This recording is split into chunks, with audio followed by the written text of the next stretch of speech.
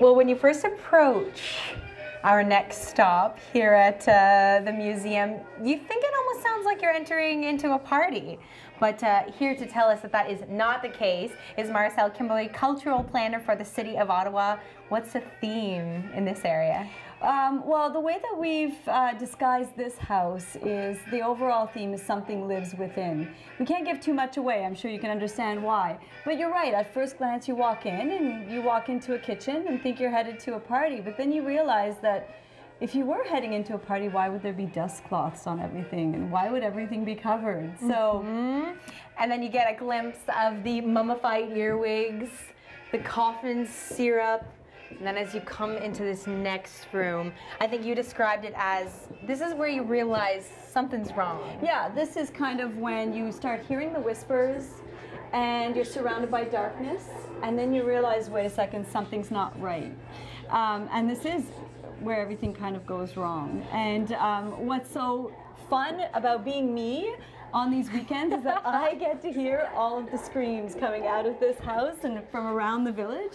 And it's the greatest feeling for me. Of course, I'm not going through it myself, but it's certainly a kick to get to hear all those screams. And this is where you hear the loudest screams of all, certainly from this building. Okay, so I know you and some of your colleagues had the chance to sort of take a tour of the museum before things open. In your opinion, this is one of the creepiest This is spots. kind of where I said, okay, I'm done. I've got to go.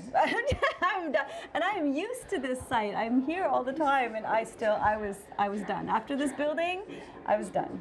Oh, okay, so live actors, how many different ones do you have embedded within the property? We have close to 14 per night. Okay. And it's not always the same crowd of people, and I have to say they take this very seriously. We've got some really great actors with some really great talent, and they have taken complete ownership over their roles, absolutely. It must be interesting for you to see the people that you work with every day transform and suddenly become these like scare masters.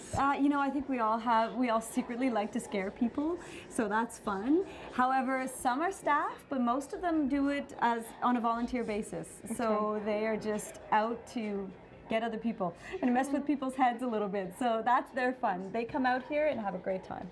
So on the museum, there's what, upwards of 30 different buildings, right? We have close to 30 historic buildings on site. Okay, and how many have you transformed for the Halloween scare? We have about 6 of them that are completely transformed, although the whole site on its own has the Halloween vibe. So there are some buildings that are open, but there's some stuff happening around the site that don't necessarily involve having to go into a building. Okay. We also cater to those who want to stick around for a little while. We've got a bonfire at the back to keep people warm and a tractor ride back to your parking. Okay, so doors will open at 6:30 on Friday and Saturday. That's right. And for those looking for a bit more of a family-friendly idea for Saturday, we've got the Halloween hijinks. 27th and 28th, we've got Halloween hijinks here at the museum for the little ones. Perfect. Okay, we'll tell you more about that a little bit later in the show. In the meantime, you can head to the website, the Facebook page for more information. But as Marcel mentioned, it really isn't for the faint of heart. So if you are looking to get seriously creeped out,